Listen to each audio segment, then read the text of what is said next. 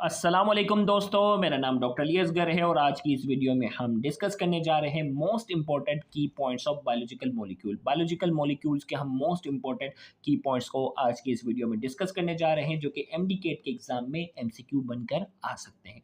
तो अगर आप चाहते हैं कि तमाम कोर्स कंप्लीट कोर्स के आपको की पॉइंट्स जो है वो प्रोवाइड किए जाएँ, तो आप हमारे की पॉइंट सीरीज़ का जो है वो हिस्सा बन सकते हैं, जिसमें पूरे कोर्स के मोस्ट इंपॉर्टेंट जो है वो की पॉइंट्स जो है वो प्रोवाइड किए जाएंगे। तो आइए स्टार्ट करते हैं। सबसे पहले नंबर 1 पॉइंट, प्रोटोप्लाज्म जो कि लिविंग पार्ट ऑफ सेल होता है, उसका 70 टू 90% हिस्सा जो होता है वो वाटर पर मुश्तमिल होता है। 98% बायोमोलिक्यूल्स जो लिविंग बॉडी के अंदर पाए जाते हैं वो carbon, hydrogen, oxygen, nitrogen, phosphorus और सल्फर से मिलकर बने होते हैं। ये इन 6 एलिमेंट के नाम याद रखने। अब बॉन्ड की हम बात करते हैं। ग्लाइकोसाइडिक लिंकेज जो होता है वो मोनोसैकेराइड्स के दरमियान होता है, यानी कार्बोहाइड्रेट्स की बात हो रही है। पेप्टाइड लिंकेज जो होता है वो अमाइनो एसिड्स के दरमियान होता है, यानी प्रोटीन मॉलिक्यूल के अंदर पाया जाता है। ईस्टर लिंकेज जो होता है वो ग्लाइसरॉल और फैटी एसिड के दरमियान होता है, यानी फैट और ऑयल्स के जो मॉलिक्यूल होते हैं वो आपस में ईस्टर लिंकेज के जरिए जुड़े हुए होते हैं। और फॉस्फो ईस्टर लिंकेज या फॉस्फो डाई ईस्टर लिंकेज जो होता है वो न्यूक्लियोटाइड्स के दरमियान होता है, यानी डीएनए और आरएनए की अगर हम बात करें तो डीएनए और आरएनए के अंदर जो है वो फॉस्फो डाई ईस्टर लिंकेज होता है।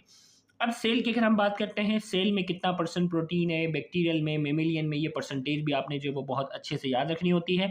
बैक्टीरियल सेल और मेमेलियन सेल की अगर हम बात करते हैं, सबसे पहले बैक्टीरियल सेल में सबसे ज़्यादा होता है प्रोटीन।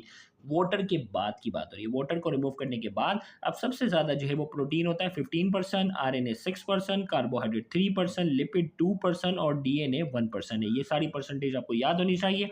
मेमिलियन सेल के अंदर प्रोटीन जो है वो 18% है, कार्बोहाइड्रेट 14% है, लिपिड 3% है, आरएनए 1.1% है, डीएनए जो है वो 0.25% होता है। इसी तरीके से कंडेंसेशन में क्या होता है, दो मॉलिक्यूल्स जो हैं वो आपस में जुड़ते हैं और वाटर का मॉलिक्यूल क्या होता है, रिमूव होता है। उस प्रोसेस को कहते हैं कंडेंसेशन। इसे डिहाइड्रेशन सिंथेसिस भी कहते हैं। ये कंडेंसेशन का प्रोसेस हाइड्रोलाइसिस का रिवर्स प्रोसेस होता है। वाटर की मैक्सिमम डेंसिटी हमसे में पूछी जाए वो 4% होती है। वाटर की हीट ऑफ वेपराइजेशन बहुत हाई होती है, इसकी value 574 kilo calorie per kilogram है। According to IUPAC, international union of pure and applied chemistry, IUPAC के मुताबिक कार्बोहाइड्रेट की डेफिनेशन है the polyhydroxyl carbonyl compound. Carbonyl compound वो होते हैं ना जिसमें एल्डिहाइड कीटोन की बात हो रही है, जिसमें लिखा हुआ है कार्बोक्सिल एल्डिहाइड या कीटोन। तो कार्बोनिल कंपाउंड जिसमें पॉलीहाइड्रोक्सिल OH ग्रुप बहुत सारे हों वो कहलाते हैं कार्बोहाइड्रेट। अब कार्बोहाइड्रेट में हमारे पास